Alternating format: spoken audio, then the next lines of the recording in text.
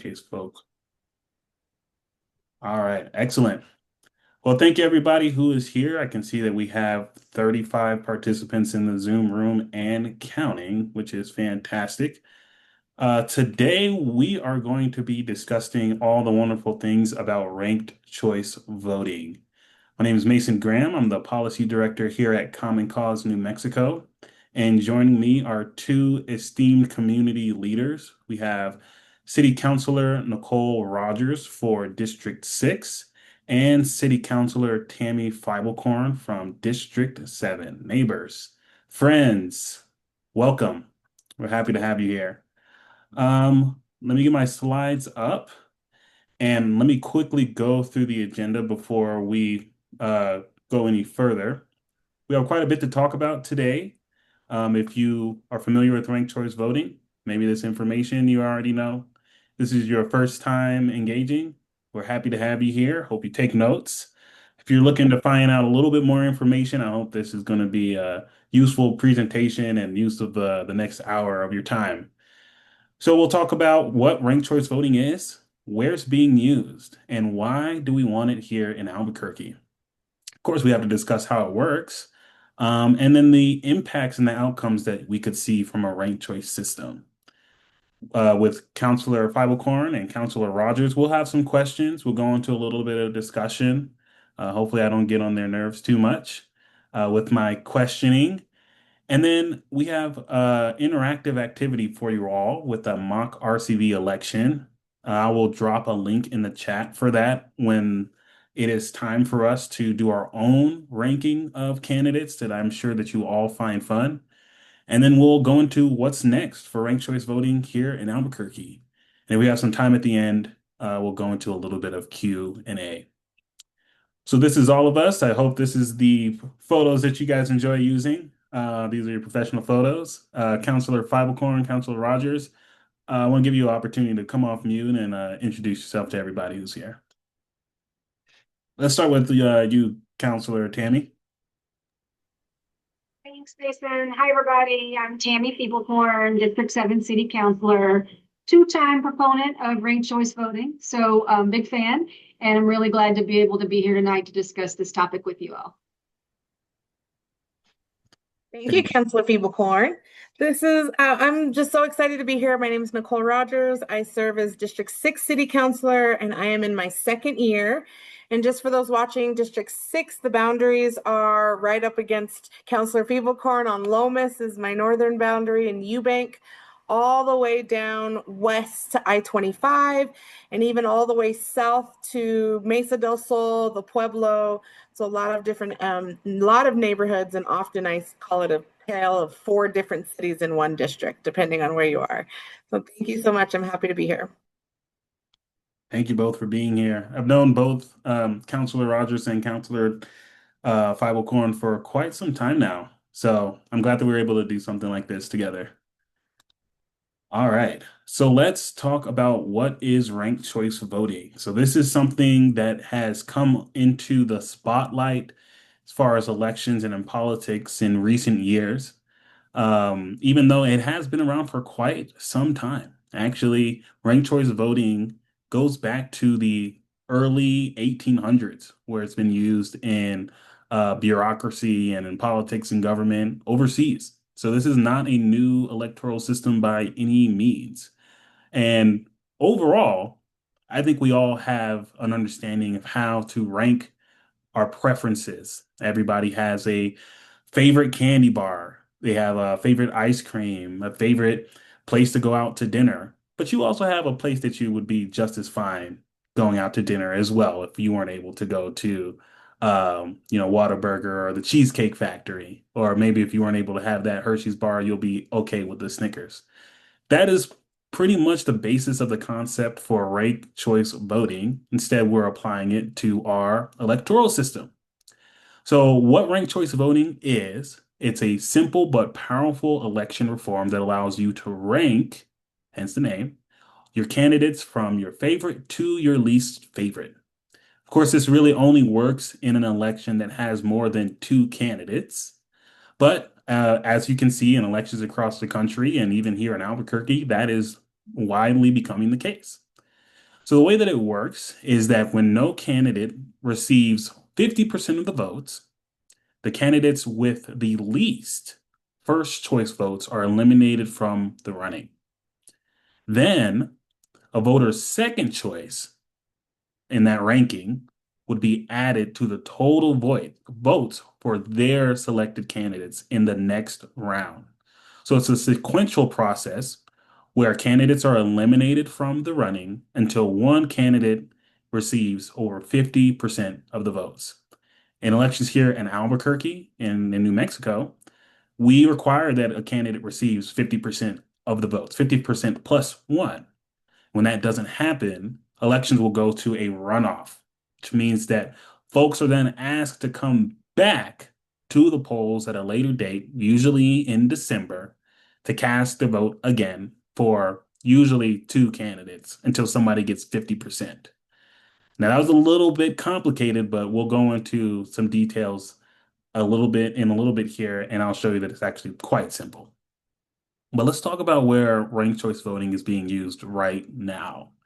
So here's a map, and it shows many states, many cities. This isn't even all of them where ranked choice voting is currently being used. And as you can see, New Mexico is one of the states where ranked choice voting is actively being used. Two places where New Mexico uses ranked choice is in Santa Fe and in Las Cruces. No shade to Las Cruces or Santa Fe, but I think in Albuquerque, we know elections a little bit better. We have the majority of the population, and using a ranked choice system could have some huge impacts for our city if adopted. A little bit of background on how RCV is being used across the country, though. The first local election to use ranked choice voting, the first election in the States, that is, was in Ohio back in 1915 in a city council election. They used ranked choice. Do you believe that? So, over 100 years ago, ranked choice voting was being used in local elections.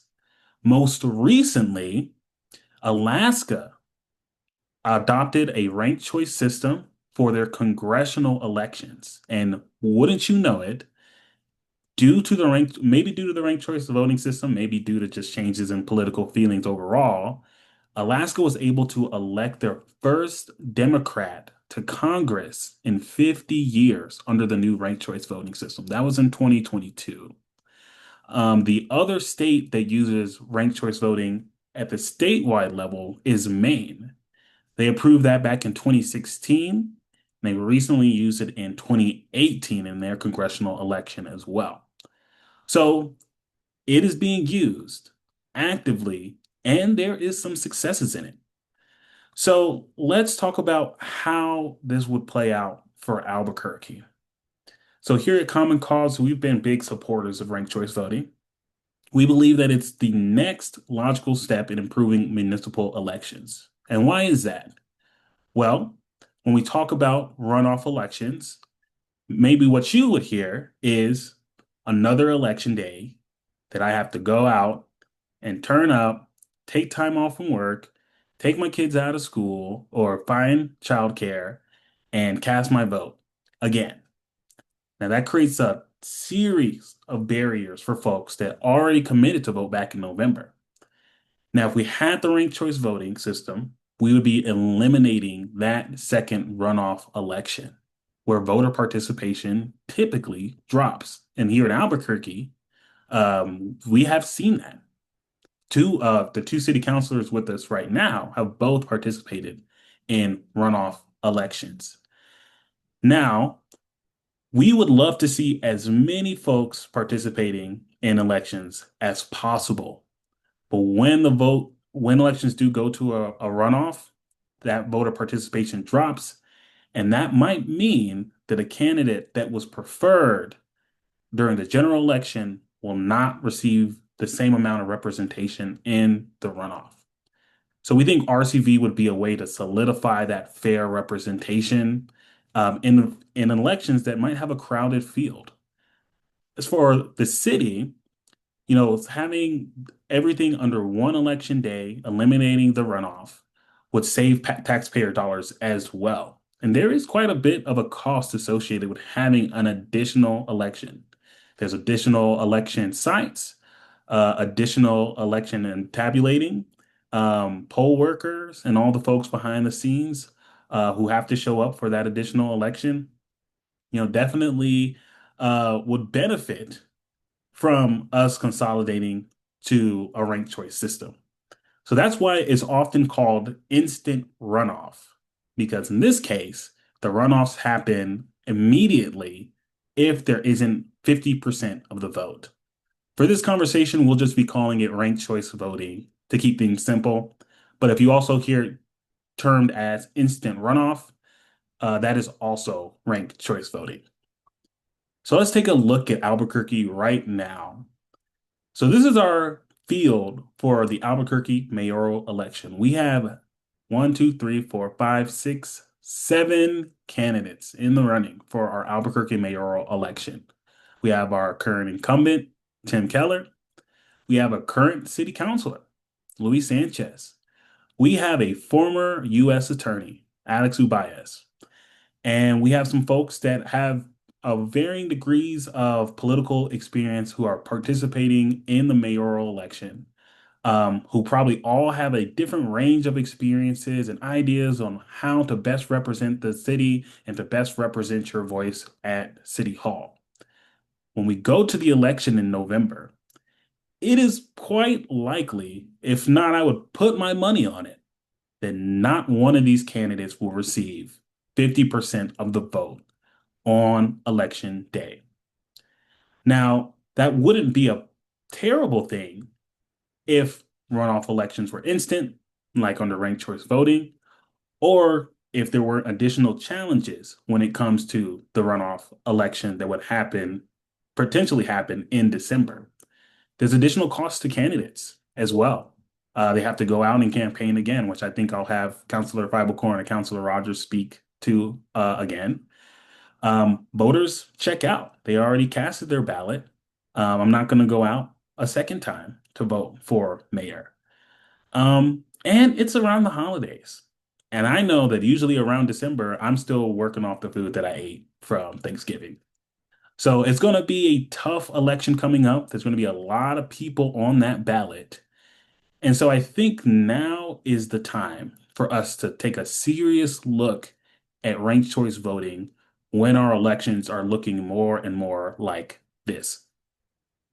So I said I would come back and explain a little bit more about how RCV works. So I'm going to do that for you now with some examples. So we have three candidates on our ballot this time. We have strawberry, vanilla, and chocolate. Now everyone knows that chocolate is the best choice. Strawberry, not so much. And vanilla is the middle of the road. So this is what my ballot would look like. I'd put chocolate as my first. I'd be happy with vanilla, but please don't give me strawberry. And we all would do this on election day, and the results would look something like this. Turns out, chocolate, of course, is the favored, but not by a majority. 40% of people like chocolate. Only 25% vibed with vanilla. That's pretty low. Compared to strawberry, I'm surprised. 35% of people said that's actually my favorite. So what happens is, because vanilla lost, they didn't receive the majority of votes or first ranked votes. The votes are then split from vanilla who chose chocolate as as their second choice, or they chose strawberry as their second choice. So in this case, among the people who voted for vanilla, 15% said, I would be okay with chocolate. And then 10% said, I would be okay with strawberry. And after that round, what we got is a majority, 55% of people would say, I'm okay with chocolate being in City Hall and making all of our decisions on ice cream. Let's go back to New Mexico. And Santa Fe, they used this exact same system. And in 2018, it was used for the first time. And we had a pretty big field of candidates for the mayoral election there as well. The current mayor, Alan Weber, Ronald Trujillo, Kate Noble, Joseph Maestas, and Peter Ives. Now, this election had 4 rounds of ranked choice. And as you can see, it was all the way up until round three that not one candidate received over 50% of the votes. But I want you to take a close look at round four when we got to the last three candidates for Weber, Trujillo, and Noble. There was a big jump after that last candidate dropped off from 44% to 66% of people saying, I would be okay with Alan Weber being the mayor. He received a majority of second place preferred choices out of five on in this election, and so he received the majority and became the mayor. They did also have ranked choice voting in the following election in 2021 or 22, but he actually received the majority of the votes from the first round, so it didn't go to any second rounds. So that's how it played out here in New Mexico, and with ice cream. Now, let's talk a little bit more about the impact of how ranked choice voting is being used. So, vote splitting is a concept that you may have heard before. And this is when three or more candidates compete in a race, but say two of those candidates have very similar values. And so because of that, they draw votes from one another. The best example I can think of is like a minor party candidate. Thinking back to when I first voted was in 2016 in the presidential election. We had three candidates. We had Hillary Clinton, we had Donald Trump, and we had a little guy named Gary Johnson.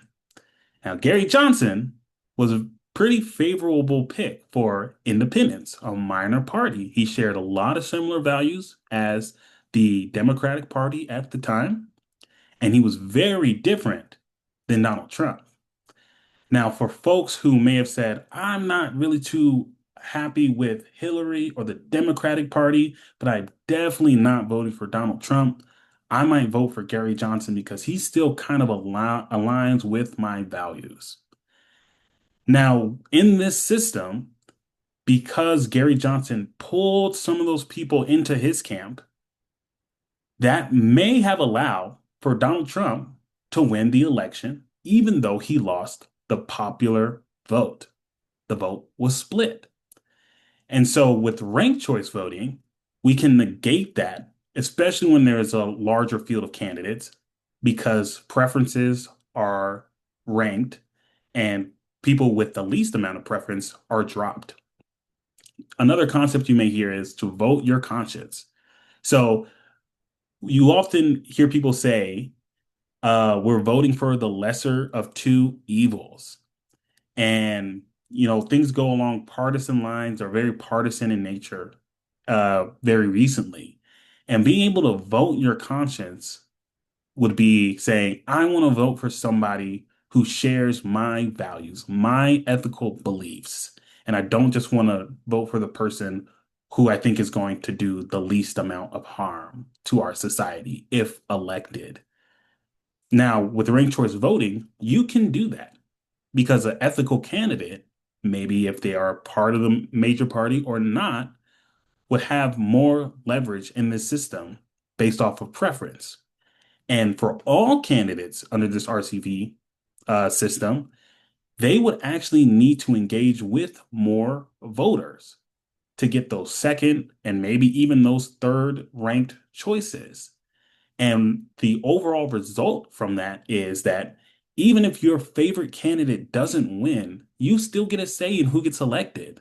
It's not just Trump or Hillary or Johnson or Biden. You get to choose, my second favorite is vanilla, and I'm okay with that. Another outcome of ranked choice voting is that voter participation typically increases, specifically among younger people.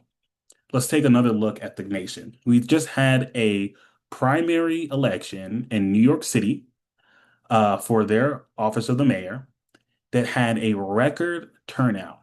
And this election for New York is run with ranked choice voting. And there was a big field of candidates. You had the incumbent, you had the former governor, you had the young up and comer, and wouldn't you know it, The young up-and-comer won in that ranked choice primary election and is going to be on the ballot come November for New York, which is really exciting. And there were some exit polls done after that New York election, primary election, where folks said that the ballot was pretty simple. 96% of folks said the ranked choice ballot system was simple and easy to understand. 76% said that they would like to keep the ranked choice system, and 81% said they understood the process very well or extremely well. So it has some success in New York under the primary elections for mayor, and this was actually also reflected in 2021.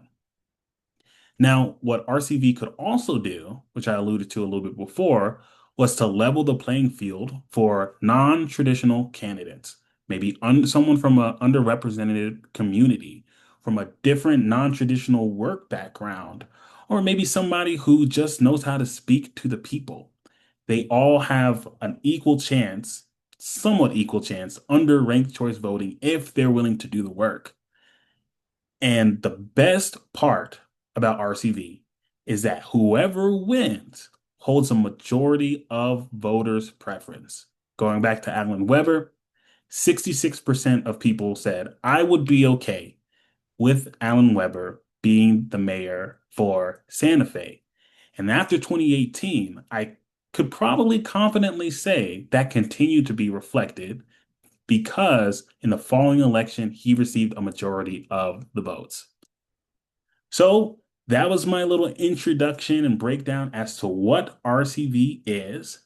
And now I would like to bring Councilor Fiebelkorn and Councilor Rogers back onto the screen here so we can start our panel discussion. What do you guys think about that? Did I cover it well? All the bases? Very And well. all right. So I have the questions here, and I'm just going to throw them out to you. And I think I sent you these before, but I'm going to switch them up a little bit because in my research, I figured out that you both were in runoff elections. So my Mhm. question to both of you, we'll start with you, Councilor Rogers, is why don't you tell us a little bit about your experience as a candidate in a runoff election and what that was like? Maybe if you could start from election day, leading Sure. when you finally got elected. Sure. So yes, a runoff was, I think the best word was chaos, bananas, like just straight chaos. Election day seemed, obviously people knew it was coming. People know there was a lot of advertising for the election in November. People are used to voting in November, so people knew that it was happening. But in a runoff, and it was hard. We had six candidates in the beginning in my race. Um, by the time we got to election day, I believe there was, I want to say, four on the ballot. And out of four candidates in the first election, I got 40% of the vote. And but still had to do, it was clear. I had about 10 points spread between me and the second person. But because of the 50% plus one rule, we had to go into a runoff, which gives you basically as a candidate another month of campaigning before the next election. So November, my election day was December 12th, like you said, right in the holidays, right before the holidays. And quite frankly, when I was knocking doors for that month, most folks that I talked to had no clue that they would have to vote again. Like it was not clear. They forgot. They were like, "Why are you bothering me? I already did this, and you won. What do you mean? What are you doing?" So that was staggering to me to see how many folks did not have any clue that there was a runoff happening. There was not the same amount of advertising from the county or state on the runoff election either. I didn't feel the love on just the bodies that should be telling people they should vote. It definitely was not as much as in the regular election. So it was pretty hectic and brutal. And I think that's why a reason I really am working with Councilor Fiebelkorn to try to get that. I mean, because if for candidates like me, especially candidates who aren't your typical candidate, um, I think it's a lot. It's a lot, and I think it also ranked choice voting would help promote some fair representation, more fair representation. And so I think that's why it's important to me because I went through it, and people just don't know in our current system how it works at all. Counselor Fiebelkorn, did you have a similar experience in your runoff? Mine was a little different because in my district, there were 7 people running, and there were 6 of us that were Democrats and one that was Republican. And the really kind of unfair thing about that process was that I got the most votes out of all the Democrats. So I was in the runoff with the Republican. My district is Democrat, right? And so it would have been a much more fair situation if we would have been able to see a ranked choice voting. I believe I would have still been on the top, but it wouldn't have been necessary to spend, in my opinion, a lot of money and a lot of volunteers' time and energy, and not to mention all the staff that have to staff all these voting places for an election that we kind of knew the outcome of going into it. And then I saw in the chat, public financing. Yes, we do offer public financing for runoffs. When I was in that runoff, we had to elect to be outside of public financing for the runoff, which was the worst decision I've ever had to make. But at the time, public financing gave us less than the cost of a stamp to all of my voters. And so we fixed that since then. But again, these are all just costs that just pile up on top of each other for really no reason at all, in my opinion. And I see those questions coming in the chat. I see another one that asks, what were the voter participation numbers in the runoff versus the initial election? I have an idea of what it was for your election, Counselor Rogers, but maybe you know exactly. Yeah, I do. I studied this. This one was interesting. District 6 overall, normally in the regular elections, have a higher voter turnout than even citywide races. For the regular election, it was 22% of eligible voters in District 6 voted. For the runoff, it was only 15%. And it was huge. I told you the day of the runoff, I knocked 500 doors. And out of those folks that I connected with, a lot of them were like, "What? I forgot. I didn't know." And ran out. And I only won my election by 240 some votes. Wow. And so I know that those doors I knocked that day was the difference for me to remind folks that they needed to do it. Because a lot of the folks were grabbing their purses and running out of the door as I was telling them, it's time, you need to go vote. It was a huge difference. 15 to 22, 15% in the runoff and 22 in the regular. And average citywide turnout is about 19%. So District 6 definitely comes out, but it was a huge drop off for me in the second round. Yeah. And I can only imagine how that's going to play out this November, given the mayoral election, because this is a big election folks are going to be turning out for. So if it does go to a runoff, then I think there'll be even a wider gap that we'll be looking at as far as voter turnout, which is tough because when we're talking about less voters, we are talking about a less representative sample and a less represented democracy. So with Councilor Rogers, she went out, she knocked on those doors in that district and made sure people know, so she could have that representation. And those people who ran out the door for her really wanted her to win that seat. So I think that's really important because, Councilor Rogers has been a longstanding community leader. She's our only African American member on the city council. We have to call that what it is. That's important. Interesting enough, in that election, both of your elections going to runoffs costed about 550 to $600,000 in taxpayer money. Uh, Councilor Fiebelkorn, I believe yours was split between your election and Councilor Renee Grout's election, which also went to a runoff.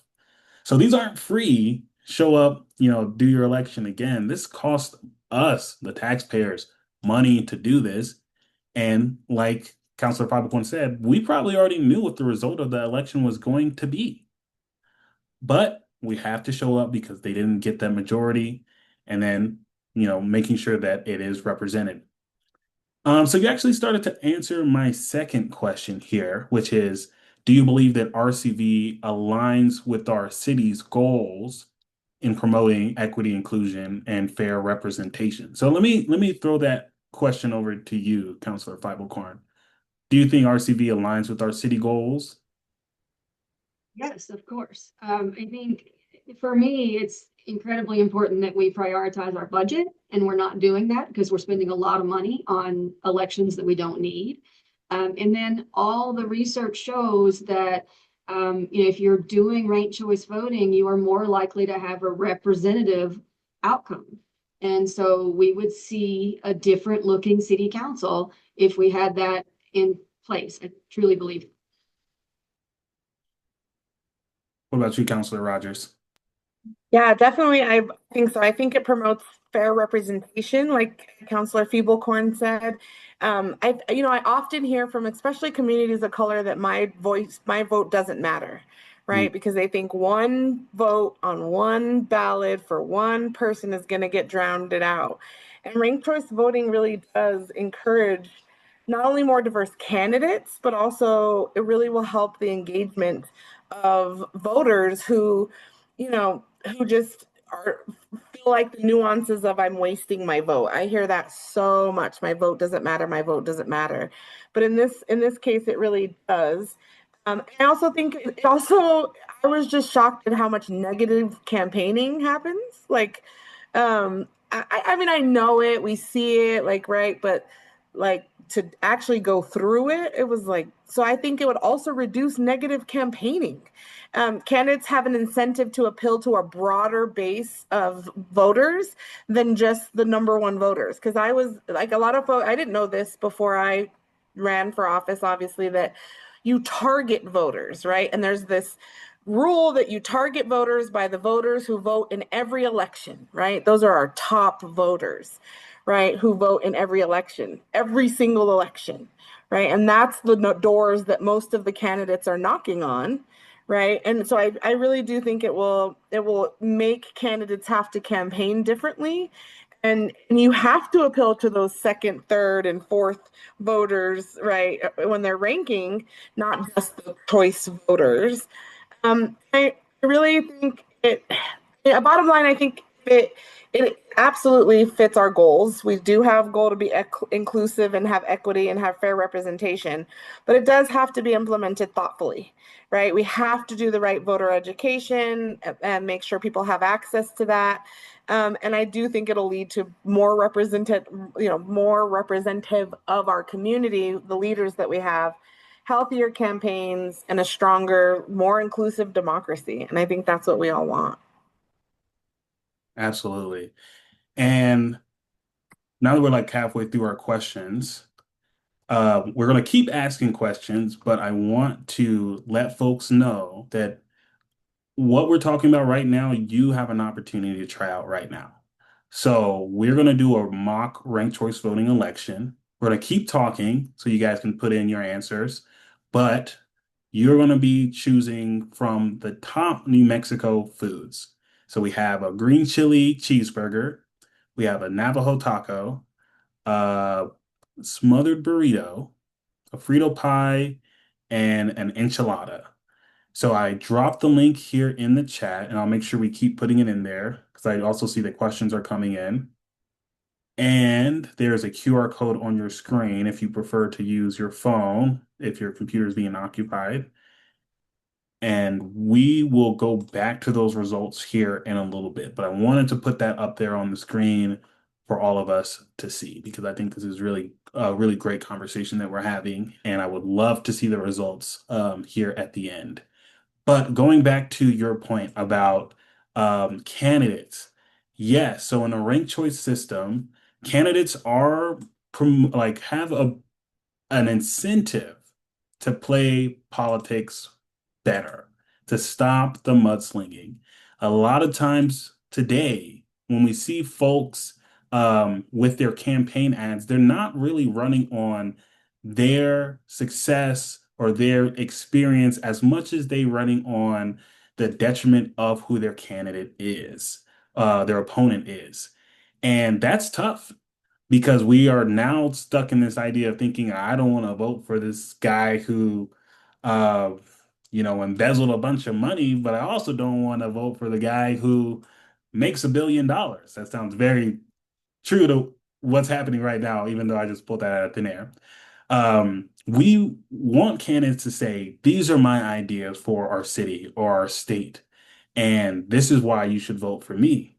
And what we've also seen in other states is candidates come together under the ranked choice system saying, if I'm not your first choice, maybe I can be your second. Or if you would choose I'm Counselor Rogers, and I would love to be your first choice.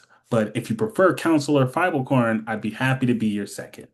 And it creates a lot fairer politics, where folks get a better idea of what the candidates actually represent rather than this infighting that happens that continues to divide and polarize politics today.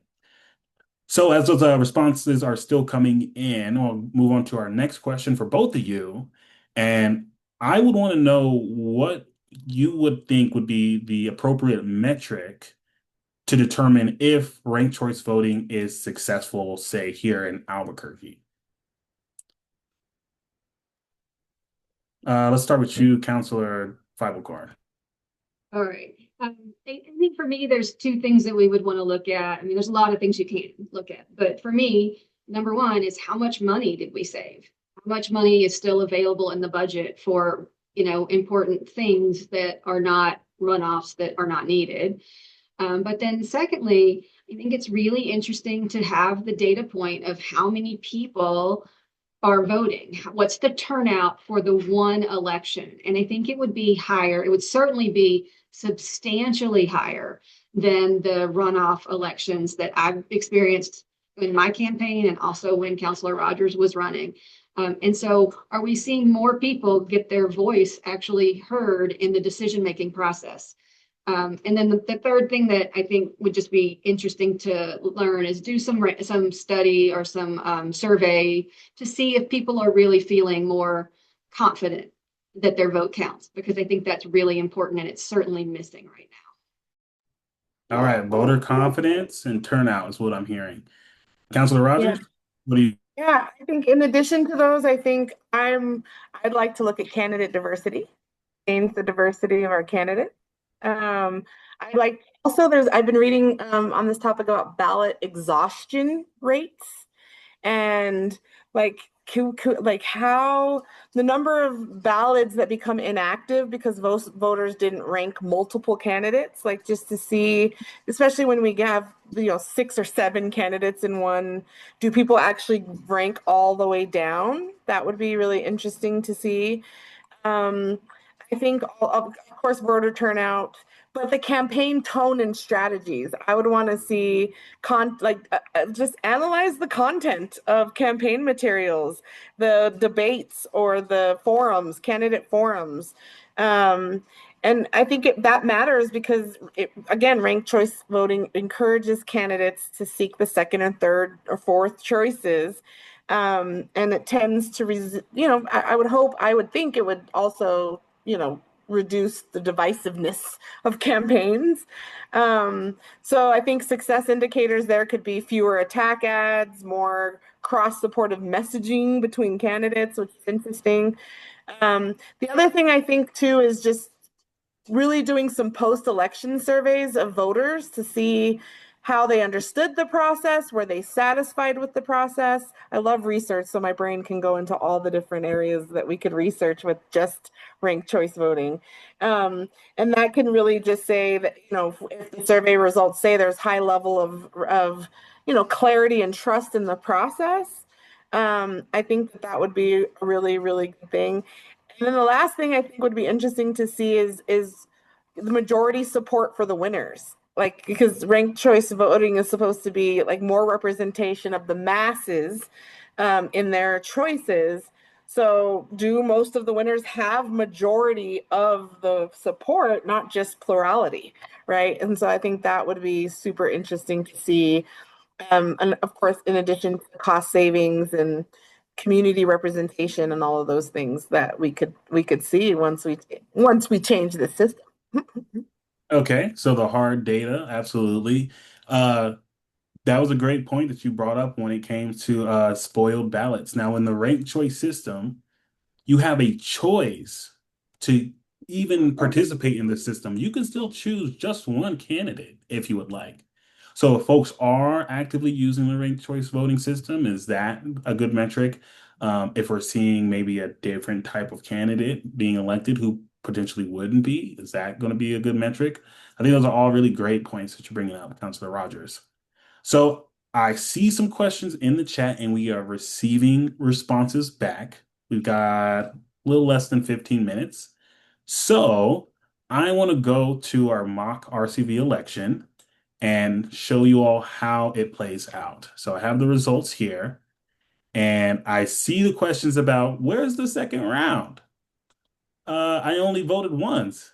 That's what RCV is. You only vote once. There's no second round. The second round is done automatically. So here's our candidates. Sorry, I gave away the winner. The winner is breakfast burrito. Everyone loves breakfast burrito. But let's go over it one more time. There are five candidates: enchilada, breakfast burrito, Navajo taco, chili cheeseburger, and Frito pie. In round one, enchilada received 12 first ranked votes. Breakfast burrito received 9. Navajo taco received 7. Chili cheeseburger with 5. Come on. That's my favorite. I would have put that number one. And then Frito pie with 4. I really would. That for me, that would have been number two. Those are top. Mhm. But we need 19 votes to win. We move to the second round. Frito pie was eliminated. They received the least amount of first choice votes. So Frito pie's votes got reallocated. You can see some went to cheeseburger, some went to Navajo taco, and one went to enchilada. All right, well, enchilada still doesn't have 19 votes. Me personally, enchilada is not my favorite. So we'll go to the next round. Green chili cheeseburger was eliminated. I really wanted cheeseburger to win, but that's okay. So those votes got reallocated as well. 2 to Navajo Taco, who selected that as their second choice. 3 to Breakfast Burrito, which would have been that second choice. And 2 to Enchilada as their second choice, following Green Chili Cheeseburger. Still not 19. And boom, there it is. Now, this is representative democracy right here. You thought Enchilada was going to win, but what actually happened is more people put breakfast burrito as their second choice pick across all of the ballots that came in. So breakfast burrito after that last third round received 7 additional votes to enchiladas 3, making breakfast burrito the winner. I love breakfast burritos. I would be totally happy with breakfast burrito running our city, being the best food. I would not have been happy with enchilada. I would have definitely ranked them last. But that is how ranked choice voting works in real time. So representative democracy, a representative sample of people's preferences have shown breakfast burrito is the most preferred out of the 5 foods. So I hope that kind of gave you all an active idea how that worked. And it was interesting because I was looking at the chat and people were like, how do we like where do we choose the second? There's no second option, there's no second round. And I mentioned that earlier, but it happened automatically. And so breakfast burrito won. Awesome. Thank you So for modeling that. I just want to yeah. say thank you for modeling because we did model just because I was petty after it didn't pass. When we did participatory budgeting in District 6, we modeled ranked, that's how we voted, right? We teamed up with Stanford, who's doing a lot of research on voting types like ranked choice voting. Approval voting is what is basically what our system is called right now. And we were able to pilot that and show folks how they could rank the projects through ranked choice voting. We also tried knapsack and approval. So we were able to research through our participatory budgeting project 3 different types of voting styles. And it was really cool to see the community be like, oh, this is easier than I thought it was. They just couldn't wrap their brains around actually doing it. So I think this is the education, is giving folks the options, model how to do this so it's not so other and scary out there. I think with food makes it a lot easier too, because we we all know like which foods that we prefer. If Yes. I was to throw out Gary Johnson, Hillary Clinton, and Donald Trump, like that might be a harder rank. Oh, I think it would But be fun. I think so too. But I see the question in the comments. There's a question I already had lined up for you all, and we have less than 10 minutes left. And the question is, how do we move this forward in Albuquerque? What is going to be the next step for bringing ranked choice voting to Albuquerque? And I want to answer this question a little bit, and then I'll let you two chime in because the ranked choice voting city proposal had been brought up pretty recently, right? So maybe Councilor Rogers, you could talk a little bit about maybe how that went and what's next for our city. I was really building and standing on the shoulders of Councilor Fiebelkorn on that one, so I Okay, want to sorry, Councilor. show her the respect Mean to throw she's you under the been. bus there? No, not under the bus. I want to show her the respect because Councilor Fiebelkorn has been fighting this fight really honestly by herself on council, if we're going to be real, to try to get this done well before I came. And I literally took her draft and, tweaked a couple things and tried it again. But I really want to be respectful of my colleague. She's been the one championing this at the city. And I'm interested in what her thoughts are on this. Well, thank you. And I will just say I'm not alone anymore. So that is very, very exciting. So yeah, I've proposed ranked choice voting twice now. I've been in office for almost 4 years. I did the first one in 2022. It got killed in committee. Then we did a co-sponsorship again last year and it died. And so I think that if we want this to move forward in our city, we are going to have to start cultivating relationships with the counselors. Perhaps the ones that are running now would be a great place to start. Really educating them on this topic. What we have right now is a city council that most of the members are convinced that if there had been ranked choice voting, they might have been in trouble in their elections. And I might have been too. That's not a reason to not do something right. And so if we can get folks educated about all the benefits of ranked choice voting now as they're coming on to the council, we will be one step closer.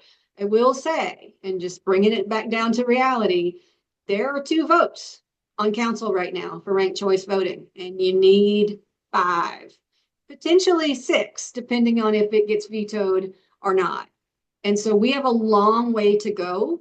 And even if we pick up 2 seats that I'm very hopeful for, we do not have the votes right now. So I'm just trying to be very clear. We have a lot of work to do. I think you can count on me, and I am assuming Councilor Rogers as well, to keep this moving forward. We're happy to keep proposing it, but it's really going to take advocates working directly with counselors and counselor candidates to get this socialized and accepted in a way that will actually lead to the votes we need to get this on the books.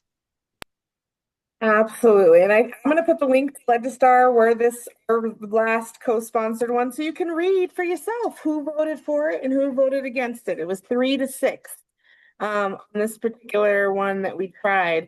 We even had a letter from the Secretary of State Mhm. saying we should do this.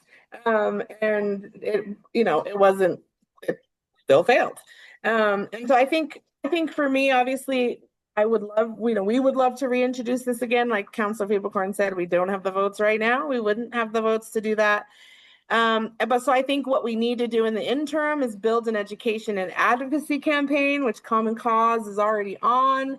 I know they put the link to the petition in the chat. And we're grateful for folks like you that can help us really do a robust public education campaign. I think also, just generate public support, and really begin to work on the counselors that are coming in office, and the other ones that voted no.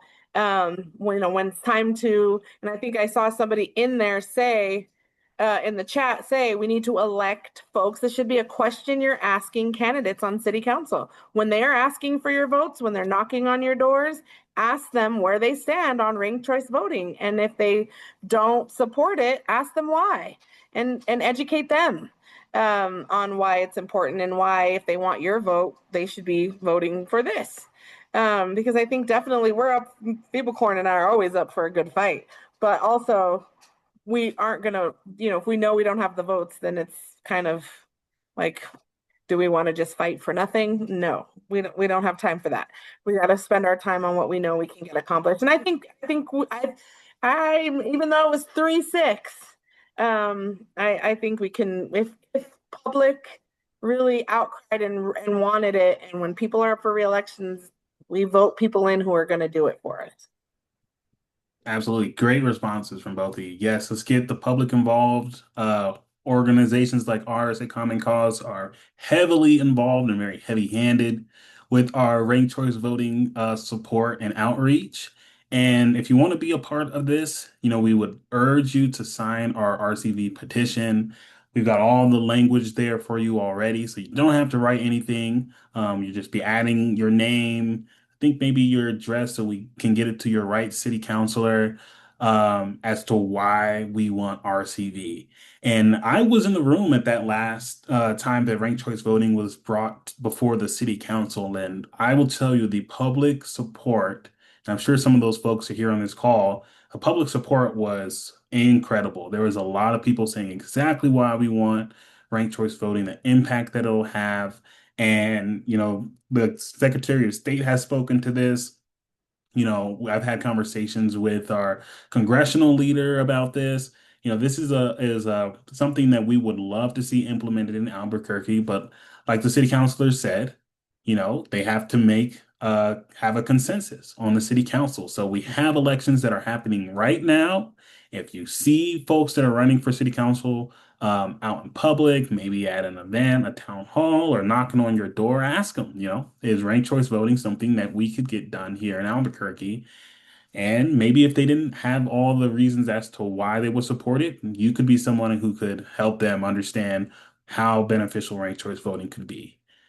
So we are coming up on time. I'm going to leave the petition link there. And I really, really appreciate both of you, Councilor Rogers and Councilor Fiebelkorn, being here today. Want to make sure that we end right here on time. And I think we got some great questions in the chat as we were going on. But any final thoughts that you guys have in regards to ranked choice voting or the election coming up? I'll leave it open to you. Let's start with Councilor Fiebelkorn. Thanks, Mason. I just want to thank you for having me here tonight. I really am excited to see how many people are on this and wanting to learn about ranked choice voting.